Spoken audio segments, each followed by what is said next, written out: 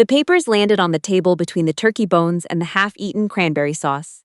And my mother looked at me the way she always has had when she wanted something, with the particular patience of someone wearing borrowed kindness, like a coat they planned to return.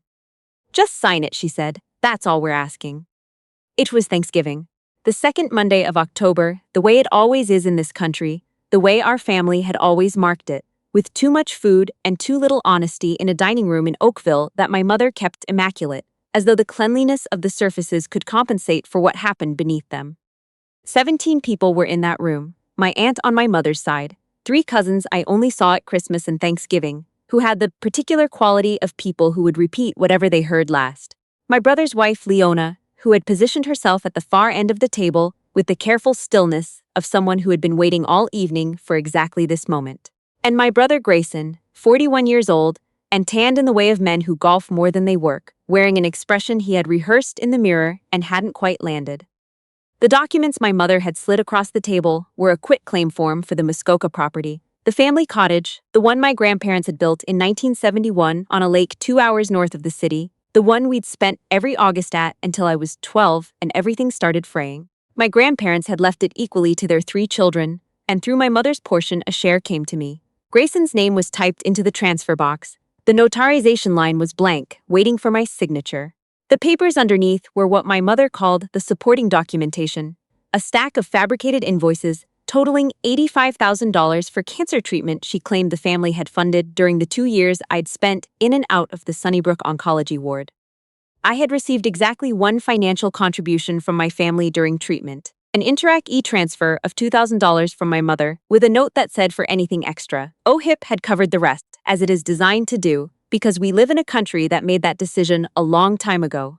The invoices in my mother's stack were for a private room upgrade I had never requested, naturopath consultations I had never attended, and a pharmaceutical cost that my government benefits plan had covered in full.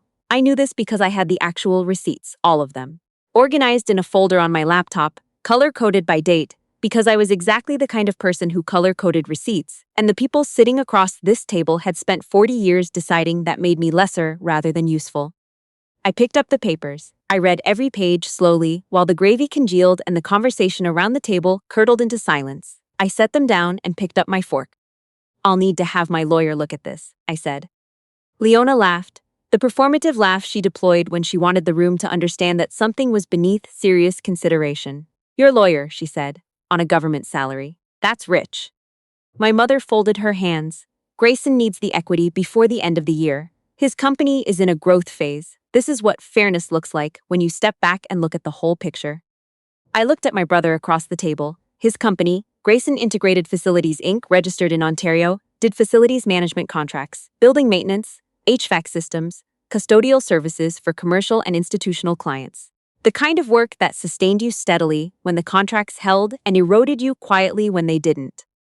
3 weeks before this dinner, his company had submitted a bid for a federal facilities management contract worth $4.2 million, administered through Public Services and Procurement Canada. I chaired the evaluation committee for that contract. I did not say this. I ate my turkey. I listened to my mother tell the table, in measured and reasonable terms, that I had always been the kind of person who took without giving back, that the cancer had been difficult for everyone, that Grayson had stepped up when I hadn't been able to, that this was simply what families did for each other, and that my reluctance to acknowledge that was a sign of something that concerned her deeply. I drove back to Ottawa that night.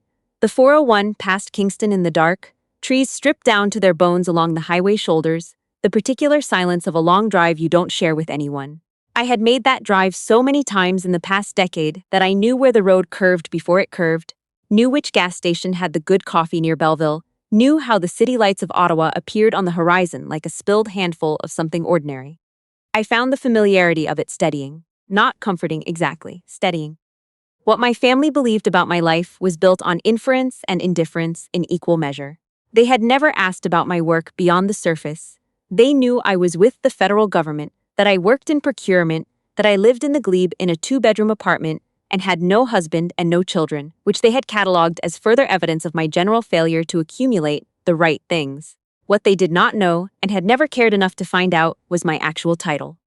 Senior Contracting Officer, Public Services and Procurement Canada, EX- classification, which in the federal system placed me one level below executive rank with full contracting authority commensurate with that position. Every federal facilities management contract above a specified threshold moved through the evaluation process I ran. I reviewed the technical bids, I chaired the scoring committees, I signed the recommendation that went to the deputy minister's office. I had spent 15 years building that expertise, 4 years of public administration at Carleton, a decade in increasingly responsible roles, all of it done quietly because I did not have a personality that announced itself. I showed up, I read every document.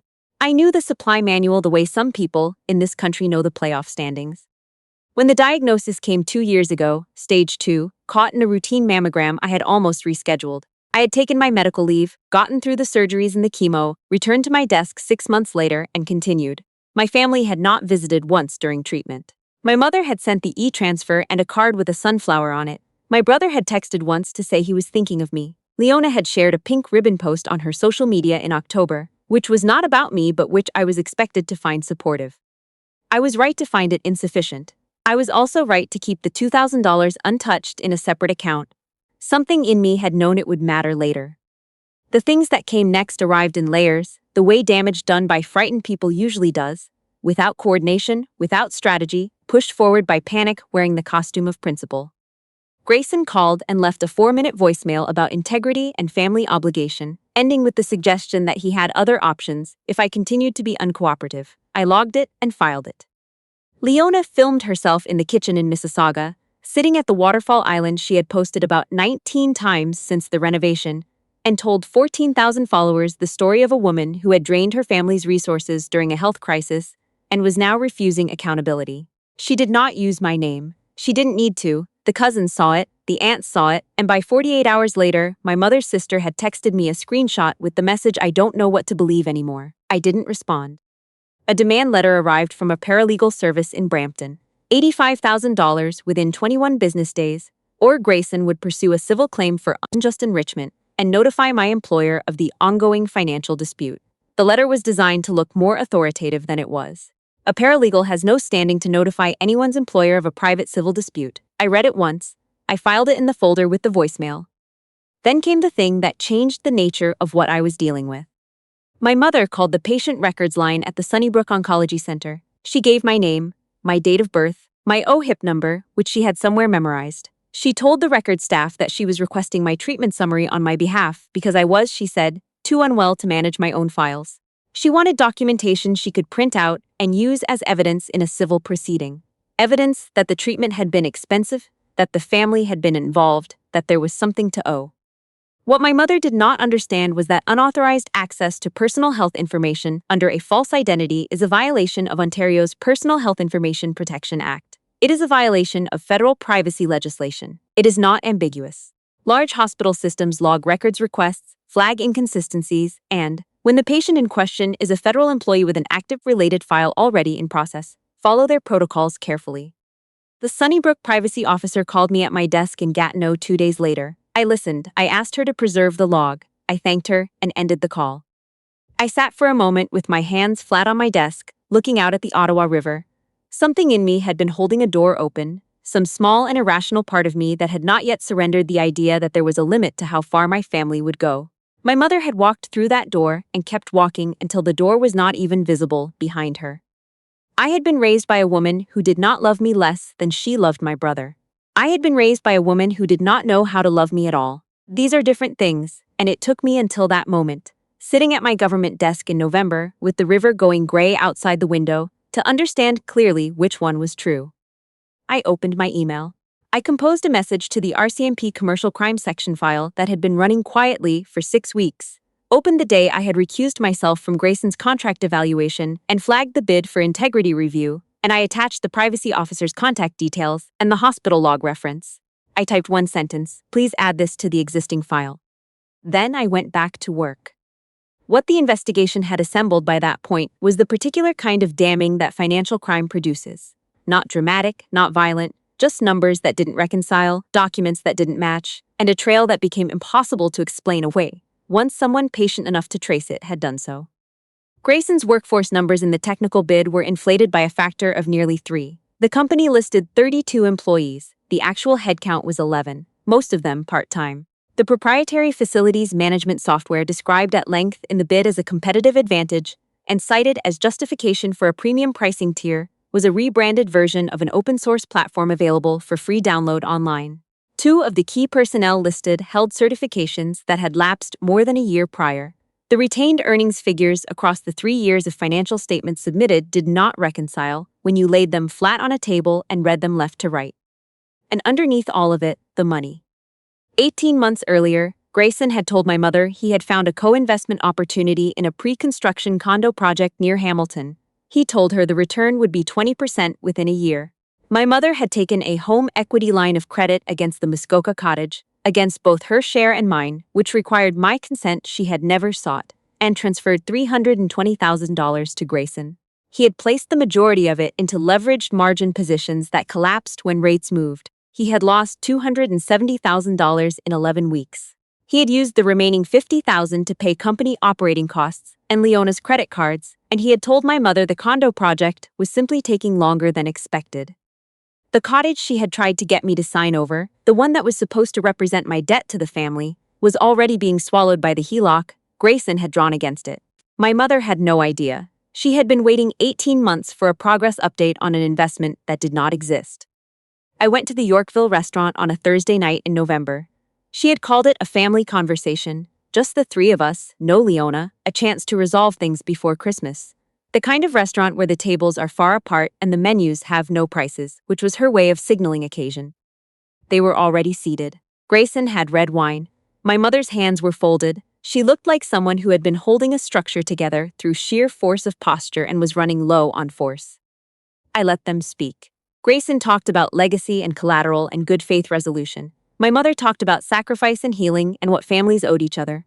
I ordered tea. I counted the number of times Grayson said going forward. It was 4. When they finished, I reached into my bag and set 2 documents on the table.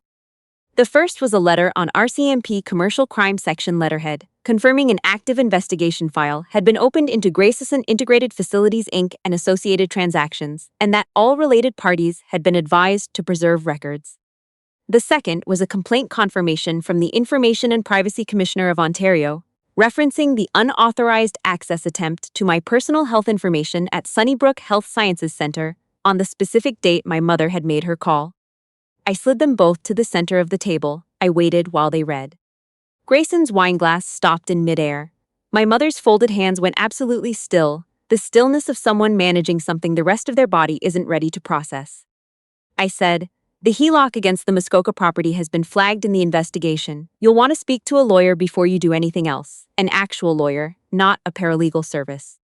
I finished my tea, I left $40 on the table, I walked out. The investor presentation was 2 weeks later. Grayson had been working a business network in the GTA for months, trying to raise $400,000 in private capital to cover the HELOC before anyone looked too carefully at the cottage's position. He had booked a boardroom at a hotel near Pearson, prepared a pitch deck, and invited 12 potential investors and a handful of business associates. I was in Ottawa at my desk when it happened. The 2 RCMP Commercial Crime officers arrived at the hotel at 11:40 in the morning with a production order for all company financial records and a warrant covering Grayson's business accounts and devices. Grayson was on slide 7 of 14. The room was asked to clear. One of the investors turned out to have a connection to a business reporter, and by afternoon, there was a LinkedIn post that spread through the GTA business network with the specific velocity of things people find both shocking and satisfying. PSPC formally disqualified the bid the following week. Integrity review, failure to meet mandatory financial capacity thresholds, a matter of public procurement record, available to anyone who knew where to look. Leona's Instagram video came down after my lawyer sent a cease and desist. By then, it didn't matter. The screenshots had been archived, the narrative had inverted. In the months that followed, the company went into receivership. The HELOC proceedings drew in the cottage. My mother spoke to a legal aid representative. She was not destitute, but everything she had treated as solid had turned out to be water, and she was only beginning to understand how long it had been water, which meant she did not yet understand who had made it that way. I was not there for any of it. I was in Ottawa. I walked home through the glebe in the winter dark and made dinner and read and slept.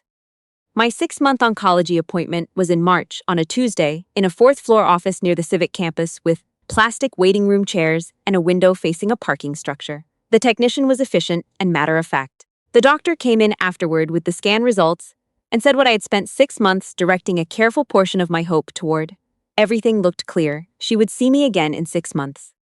I thanked her. I put on my coat and took the elevator down and walked out into the March cold, which in Ottawa is the cold of a city still arguing with itself about whether winter is finished. Gray sky, gray ice on the pavement, the smell of cold river coming from the west. I sat in my car in the parking lot before I started the engine. My phone lit up on the passenger seat, a voicemail, my mother's number. I pressed play. Her voice was different, smaller, unsteady, worn down to something I had not heard in it before, not the managed patience from Thanksgiving, not the righteous certainty from the restaurant. This was the voice of someone who had been holding a story together for years and was sitting in the aftermath of its collapse, still holding pieces she didn't know what to put down. She said she was sorry. She said things had gotten out of hand, that she had let Grayson convince her of things she should have questioned, that she understood if I needed time. She said she had always loved me even when she hadn't shown it well. She said she might lose the cottage, and she said it plainly, not as a lever but as a fact, and her voice broke once on the word cottage, and she paused to hold herself together and then kept going. I listened to the whole message. I did not skip ahead. When it ended, I sat in the parking lot a while longer.